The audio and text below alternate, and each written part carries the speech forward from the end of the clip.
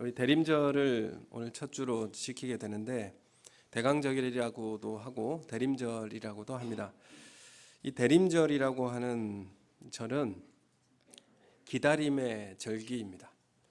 그래서 기다림이라고 하는 거, 왜 기다릴까요? 기다리는 것은 그리움이 있기 때문에 기다리는 것입니다. 그래서 기다리는 것은 그리워하기 때문에 기다린다, 이렇게 말씀드릴 수가 있습니다.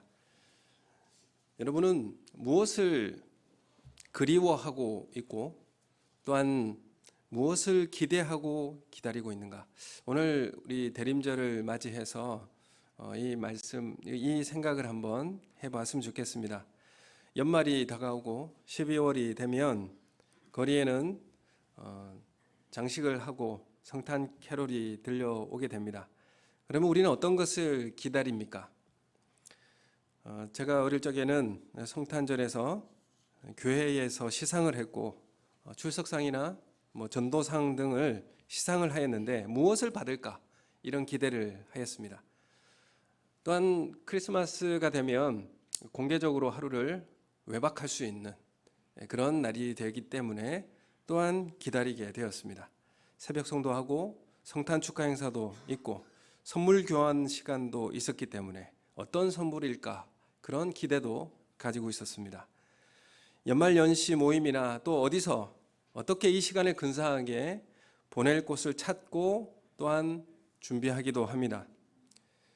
여러분 어떤 기다림으로 또 기대함으로 이 기간을 보내고 계십니까? 성탄절은 예수님의 생일 잔치가 아닙니다. 예수님은 창조주이시고 또 하나님이시고 또 왕이십니다. 그분이 인간이 되셔서 이 땅에 우리 시간과 공간 가운데 제한적인 모습으로 이 땅에 찾아오셨습니다. 내가 하나님의 진노를 받아서 영적 분리와 고통과 고난의 죽임을 당해야 하지만 예수님께서 이 죽음을 대신 죽으시러 이 땅에 오신 것입니다. 내가 죽을 자리에 예수님이 죽기 위해서 오셨는데 우리가 이 성탄절을 마냥 즐기고 기뻐해야 하는 게 맞는가라는 생각을 한번 해볼 필요가 있습니다. 모든 것을 예수님은 제한하시고 우리와 같은 몸이 되어 주셨습니다. 그것도 변두리 시골 초라한 마국간에 힘없는 연약한 아기의 모습으로 아무것도 할 수 없는 그런 연약한 모습으로 우리 가운데 찾아오셨습니다. 메시아의 오심은 사실 이스라엘이 그토록 바라고 기다리던 그런 기대이자 소원이었습니다. 온 민족이 염원하고 바라는 것이었습니다. 그런데 정작 예수님이 오셨는데 알아보고 환영한 사람도 있었지만은 불쾌하고 또한 받아들이지 않은 사람들도 있었습니다. 환영한 사람들이 이 제사장이나 정치 권력자들이 아니라 누가 환영했냐면 그 당시에 소외받고 또 가장 낮은 계급의 사람인 목자들이 예수님을 만나게 되었습니다. 분봉왕이었던 헤롯도 이렇게 이야기하죠. 나도 같이 그 왕에게 경배하게 해달라라고 이렇게 겉으로는 환영하는 척 하였는데 속으로는 경계하고 내 자리를 뺏기면 어쩌나 하는 그런 위기를 느끼게 되었습니다. 그래서 그때에 영아살인이 일어나게 되었습니다. 바리새인들과 종교 지도자들처럼 힘을 가진 사람들은 더 경계했습니다. 예수님이 오셨다라는 것, 메시아가 오셨다라는 것을 더 경계하였습니다.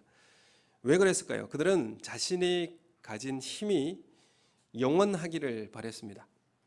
그리고 그들이 바라는 메시아는 어떤 모습으로 와야 하는가라고 할 때에 내가 가진 힘을 계속 유지해주고 또한 더 큰 힘과 영향력을 갖게 해주고 보존해줄 수 있는 그 메시아를 기다리고 있었습니다. 내가 내 삶의 왕처럼 군림하고 내 마음대로 살다가 진짜 왕이 오시니까 그 자리를 내어줘야 하는데 그 자리를 내어주기가 어려운 것이죠. 같은 시대에 같은 장소에 예수님이 오셨습니다. 그런데 이 예수님을 만나는 사람이 있고 못 만나는 사람이 있습니다. 오늘 우리 시대에도 예수님을 만나는 사람이 있고 만나지 못하는 사람이 있습니다. 그 예수님을 환영하는 사람이 있고 환영하지 못하는 사람이 있습니다. 그 평화를 누리는 사람이 있고 두려워하는 사람이 있습니다. 여러분 어떤 위치에 계십니까? 주님은 다시 오실 것입니다. 우리가 대림절을 지킨다는 것은 주님이 오신 그 성탄절을 한 주 한 주 이렇게 촛불을 하나씩 더 밝히면서 기다리고 준비하듯이 오늘 우리는 다시 오실 예수님을 촛불을 켜고 불을 밝히고 기다리고 준비하는 삶을 살아가게 되는 것입니다. 우리는 그날을 기대하며 주님 다시 오실 그날을 기대하며 평화를 누리는 사람이 있을 것이고 어떤 사람은 그날이 올까봐 두려워하는 사람이 있을 것입니다. 여러분 어느 편이십니까? 우리는 이 교회든지 사회든지 우리 가정이든지 우리가 풀기 어렵고 고통스러운 문제들이 있습니다.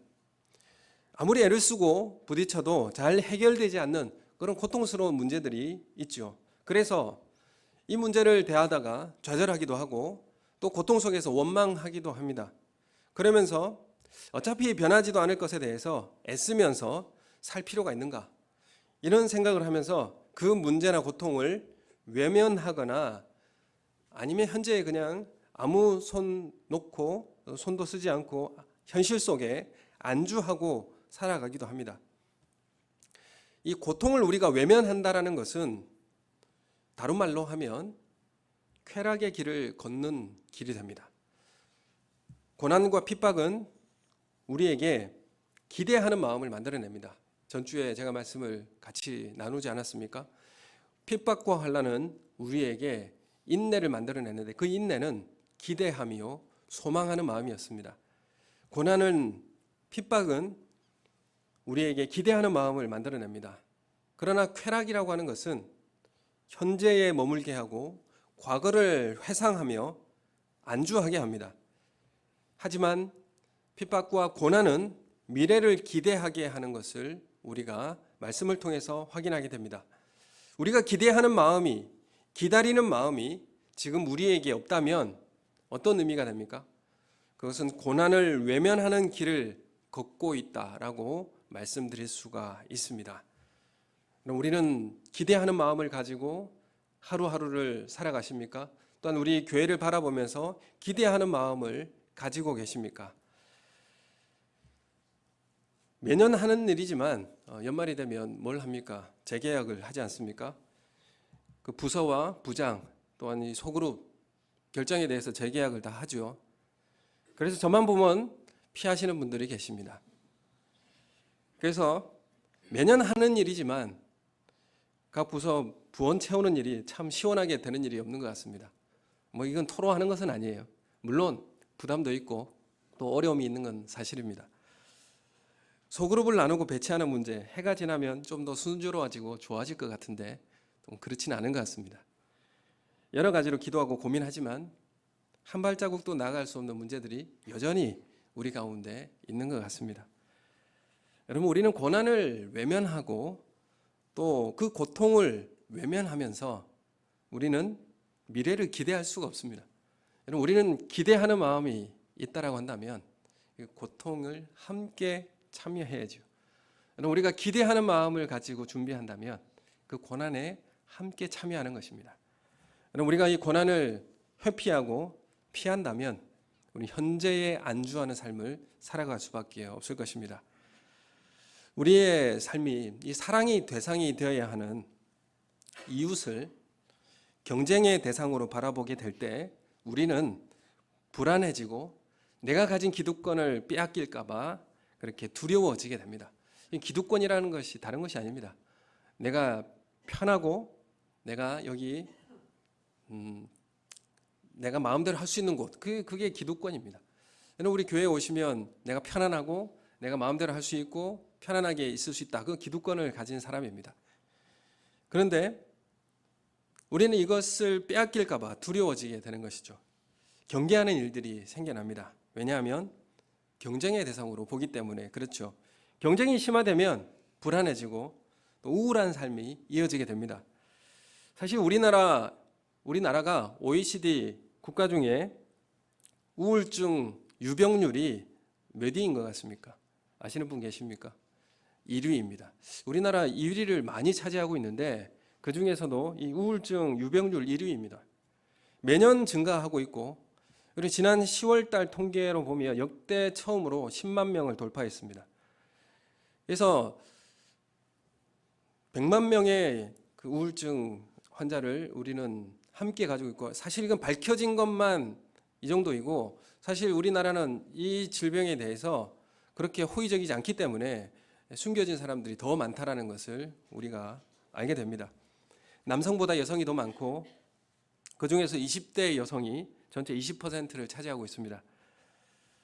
경쟁에 뒤처진 것, 그 사람들은 상대적으로 고통을 당하게 되고 또 외면을 당하게 됩니다.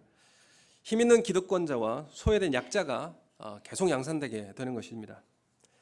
우리가 가인과 아벨의 이야기를 합니다. 가인은 하나님께서 자신의 제사를 받아주지 않고 동생 아벨의 제사는 받아주시자 누구에게 화가 났냐면 하나님께 화가 났습니다.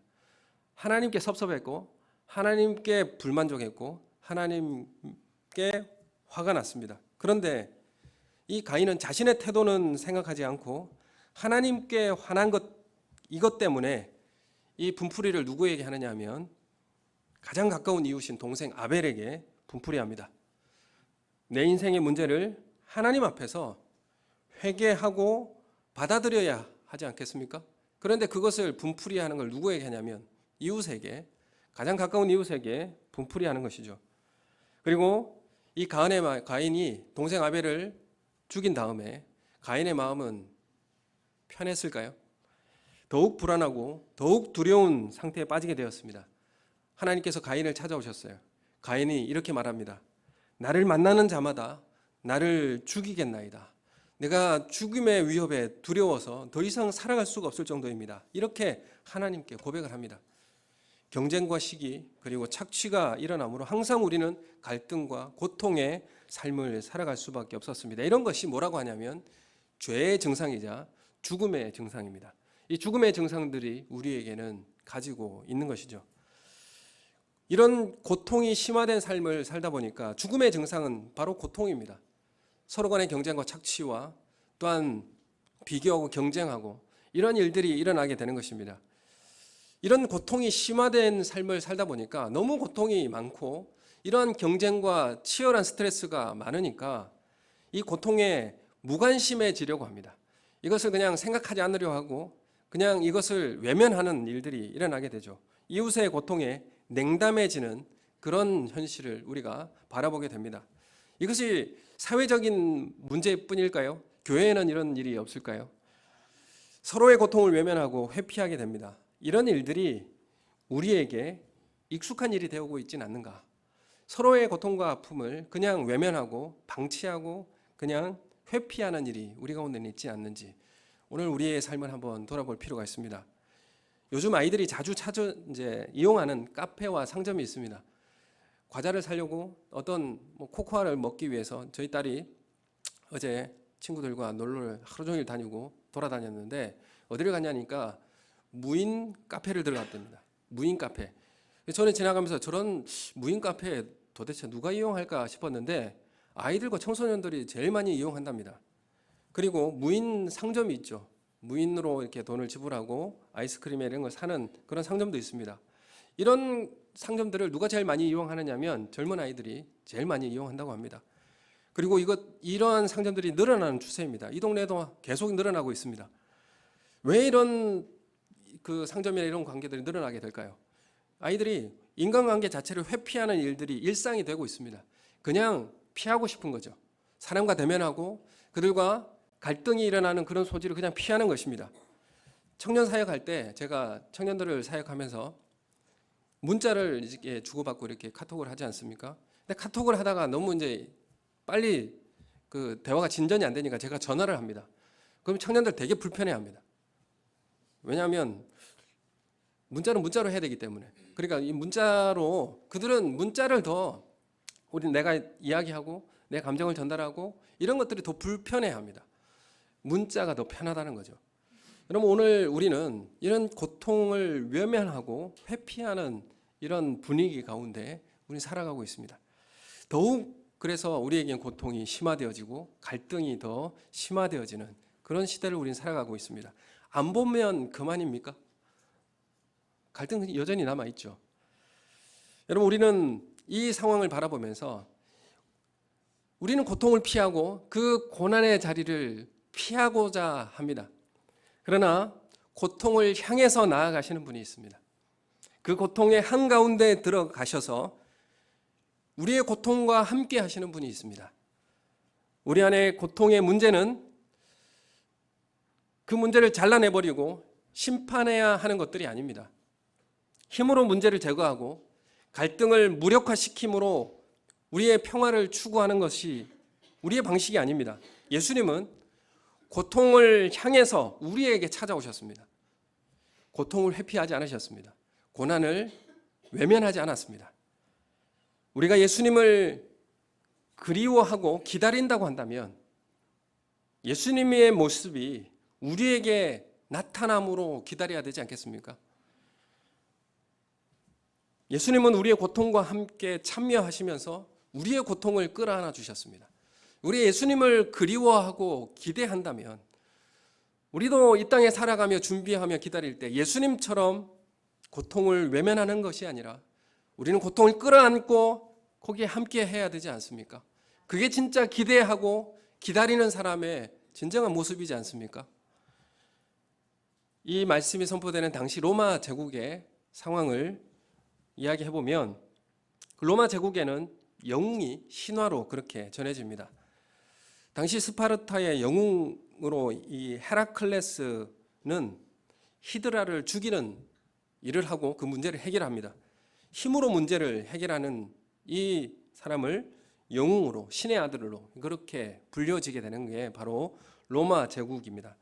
로마 사람들은 그래서 그 문제를 해결하고 어려움을 제거하는 임무를 수행할 때 그 사람을 영웅으로, 신의 아들로 인식합니다. 그래서 로마의 황제를 신격화하고 영웅시하는 이유가 로마가 힘으로 그 문제를 해결하고 어려움을 제거함으로써 질서를 만들었기 때문에 그렇습니다. 이것을 라틴어로 팍스 로마나라 하죠. 그 의미가 로마의 평화입니다. 이건 로마식의 평화입니다. 로마가 추구하는 평화는 어떻게 만들어냅니까? 힘으로 주변 나라들을 굴복시켜서 만들어낸 폭력으로 만들어내는 평화입니다. 문제를 해결하고 어려움을 없애는 역할을 한 그 사람을 뭐라고 부르냐면 신이라고, 신의 아들이라고 추앙하고 영웅으로 인식하는 것이 바로 로마 제국의 그런 인식이었습니다. 그래서 로마 시대의 평화는 힘으로 문제를 해결하고 어려움을 제거하는 그 방식을 추구하였고 그것을 평화라고 그렇게 말했습니다. 그런데 예수님께서 우리에게 가져다 주신 이 평화는 어떤 평화인가요? 예수님께서 우리 가운데 허락하신 이 평화는 어떤 방식으로 만들어낸 평화였습니까? 문제 해결과 어려움의 제거가 아니라 문제와 어려움 속에 있는 사람에게 찾아가 들어가셔서 낮아지시고 그들의 문제와 고통을 끌어안으시고 평화를 만들어내신 것입니다. 여러분, 우리가 만들어내야 할 평화는 어떤 방식으로 평화를 만들어야 하겠습니까? 문제와 어려움이 여전히 있지만 이겨낼 수 있는 상태, 그리고 문제가 있지만 더 이상 그 문제가 문제되지 않도록 그 문제를 끌어안는, 그리고 그것을 내 삶에 채우고 낮아지고 순종하는 그런 모습으로 우리는 주님과 함께 평화를 만들어내야 되지 않겠습니까? 자기 희생과 낮아짐으로 이루신 그 평화, 하나님께서 우리에게 하나님 나라의 그 샬롬을 우리에게 주신 것입니다. 하나님의 진노의 형벌을 십자가에서 홀로 받으심으로 죽음의 질병을 근원적으로 우리를 치료해 주셨습니다. 여전히 우리에게 문제가 남아있지만 우리 마음에는 두려움이 사라지고 하나님 나라 평강이 우리 가운데 온전히 회복해 된 것입니다. 그래서 14절에 보면 우리 함께 14절의 말씀을 다시 읽겠습니다. 시작. 지극히 높은 곳에서는 하나님께 영광이요 땅에서는 하나님이 기뻐하신 사람들 중에 평화로다. 아멘. 예수님께서 낮아지시고 그 고통 가운데 들어오셔서 그것을 끌어안고 자신의 몸에 채워내는 이 일이 하나님께는 영광이 되었고 땅에 있는 사람들에게는 평화를 가져다 주었다. 이렇게 말씀하고 있습니다. 그럼 우리가 어떤 방식의 영광을 하나님 앞에 돌리고 땅에 있는 사람들에게 평화를 주겠습니까? 예수님의 가시는 그 길로 우리로 가야 우리도 이 땅에 함께하는 하나님 나라의 평화와 샬롬을 우리 가운데 주지 않겠습니까? 마태복음 5장 9절에는 이렇게 말씀하죠. 화평하게 하는 자는 복이 있나니 그들이 하나님의 아들이라 일컬음을 받을 것이다. 이렇게 말씀합니다. 평화를 만들어내는 사람, 화평케 하는 것이 평화를 만들어내는 사람이지 않습니까? 평화를 만들어내는 사람, 그 사람이 하나님의 아들이라 불림을 받을 것이다. 로마식으로 이야기하면 평화를 만드는 사람이 신의 아들이라고 하는 영웅이라고 일컬어질 것이다. 이런 말이죠. 평화를 만드는 사람이 복이 있습니다. 바로 그들이 하나님의 택하신 아들이라 일컬음을 받는 것입니다. 예수님께서 이 땅에 우리와 같은 모습으로 낮아지시고 그 삶의 그 몸의 모든 것을 다 채울하시고 고통을 끌어안았듯이 우리도 그 고통의 자리를 외면하지 마시고 그곳에 들어가서 평화의 자리를 만들어내는 그런 주님의 역사가 우리 가운데 있기를 예수님의 이름으로 축원합니다. 고통을 외면하지 마시고 고난을 회피하지 마시고 주님과 같이 함께 그 자리에 나아가 화평의 자리로 만들어내는 놀라운 역사가 우리 가운데 있기를 예수님의 이름으로 소원합니다. 다시 저는 이 책을 한번 읽어봤습니다. 용서 없이 미래가 없다. 이 책을 한번 더 읽어봤습니다. 이것은 성공의 주교 목사인 데즈먼드 투투가 남아공에 이제 진실화해위원회 위원으로서 일하면서 그 내용을 쓴 것입니다. 1994년에 남아공은 오랜 시간 백인 중심의 그 흑인 차별 정책, 아파르트 헤이트라는 이 정책을 통해서 폭력으로 지배했던 이 시대를 종결하고 흑인에게도 투표권을 주어서 만델라 대통령이 뽑혀지게 되는 역사적인 순간이었습니다.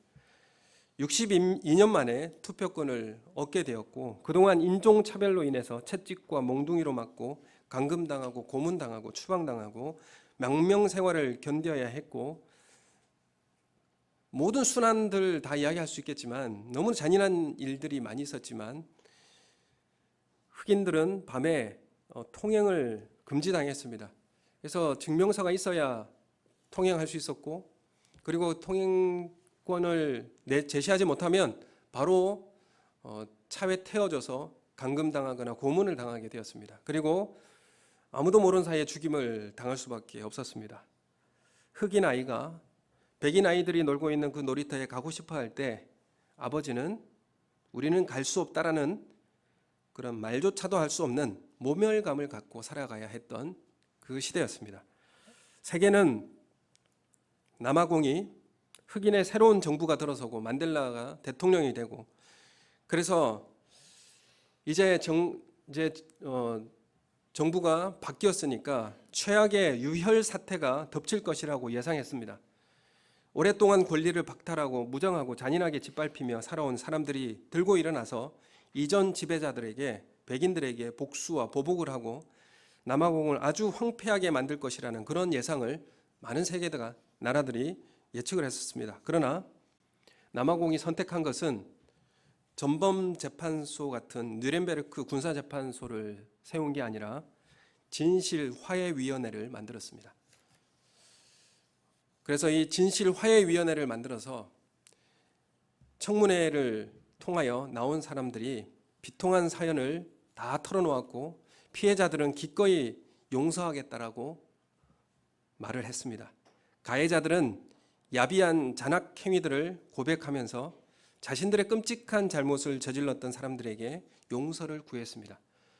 원칙들을 정하고 그냥 단지 잘못했다라고 시인하면 끝날 문제가 아니라 자신의 했던 일들을 소상하게 다 밝히고 그 문제에 대해서 이야기만 하게 되면 사면을 할 수 있도록 정해놓은 임시헌법도 만들었습니다. 전 세계는 이런 광경을 믿을 수 없어 했습니다. 용서와 화해는 엄청난 도움을 줍니다. 하지만 용서와 화해라는 것이 그렇게 쉽지 않습니다. 내가 틀렸다라는 사실을 인정하기가 정말 어렵다라는 것을 우리 모두가 잘 알고 있지 않습니까? 어쩌면 세상에서 가장 어려운 말이 미안합니다라는 이 말일 것입니다. 사실 용서라고 하는 것이 가해자에게 복수할 권리를 내가 포기한다는 그런 뜻이겠지만, 내가 복수할 권리를 내어주는 대신 자유를 얻게 되는 것입니다. 피해자는 이 가해자의 참회와 자백이 있어야만 용서할 수 있을까요? 그 사람이 참회와 자백을 해야만 내가 용서할 수 있을까요? 사실 그렇게 한다면 도움은 되지만 그렇다고 해서 그것이 절대적이지는 않습니다. 예수님은 십자가에 못 박은 사람들이 용서를 예수님에게 구할 때까지 기다리지 않으셨습니다. 그들이 못 박는 그 상황에서도 그들을 용서해 달라고 하나님 아버지께 기도하였고, 그들의 행동을 자신들이 무슨 짓을 하는지 모른다며 예수님은 그들의 잘못을 감싸주기까지 하였습니다. 용서를 베푼다는 것은 상대방과 관계가 달라질 수 있다라는 믿음과, 그리고 잘못한 사람이 새 출발을 해서 이전과 다른 길을 갈 수 있다라고 하는 믿음을 선언하는 것입니다. 여러분, 그래서 용서한다는 것은 강인한 믿음을 소유한 사람이 할 수 있는 일입니다. 용서는 잘못한 사람이 변할 수 있다라는 믿음에서 나오는 행위이자 실제입니다. 예수님도 우리에게 잘못을 저지른 형제와 자매가 우리에게 찾아와서 잘못을 자백하면 우리는 한 번뿐만이 아니라 7번뿐도 아니고 70번씩 7번이라도 용서하라고 말씀하고 있습니다. 남아공에서 처음 민주정권이 세워지고 진실화해위원회를 만들면서 임시헌법을 마련했습니다. 그 중심의 내용을 제가 한번 말씀드려 보겠습니다. 국민적 통합과 모든 남아공 국민의 행복, 평화를 추구하기 위해서는 남아공 국민들 사이에 화해와 사회의 재건이 필요하다. 분열과 투쟁은 엄청난 인권 침해와 인도주의적 원리를 어긴 무력 충돌, 증오, 두려움, 죄책감과 복수의 유산을 낳았다. 이제 우리는 이 문제들을 복수가 아닌 이해로, 보복이 아닌 보상으로, 희생양 만들기가 아닌 우분투가 필요하다는 인식을 가지고 다뤄야 한다. 이 우분투라는 말은 관대하고 호의를 베풀고 친절하고 자비롭다, 이런 의미가 있습니다. 그래서 그 사람들은 이런 말을 합니다. 이 사람 우분투가 있네, 이런 의미. 우리나라 말로는 이 사람 남자네, 이런 이제 의미죠. 그래서 이 사람이 관대하고 호의롭고 베풀 줄 아는 그런 의미가 우분투가 있다라는 말입니다. 그래서 우리에게는 희생양 만들기가 아니라 우분투가 필요하다는 인식을 가지고 다뤄야 한다. 이 화해와 재건을 추진하기 위해 우리는 과거의 분쟁 과정에서 정치적 목적으로 저질러진 자귀, 부자귀, 불법에 대해 사면을 추진하기로 한다. 이렇게 이 임시헌법을 만들고 진정한 사면, 용서, 화해로 온 국민을 이끌었습니다. 남아공의 이 진실화해위원회는 지금도 폭력과 분쟁이 끊이지 않는 여러 나라들에 대해서 실제적인 가능성의 빛을 비추어 주었습니다. 루안다라든지 지금 분쟁이 있는 이스라엘 땅이라든지 여러 나라에 빛을 비추었습니다. 오늘 대림절 첫 주일로 빛을 하나 밝혔습니다. 다음 주엔 2개를 밝힐 것입니다. 우리는 어떤 빛을 밝히겠습니까?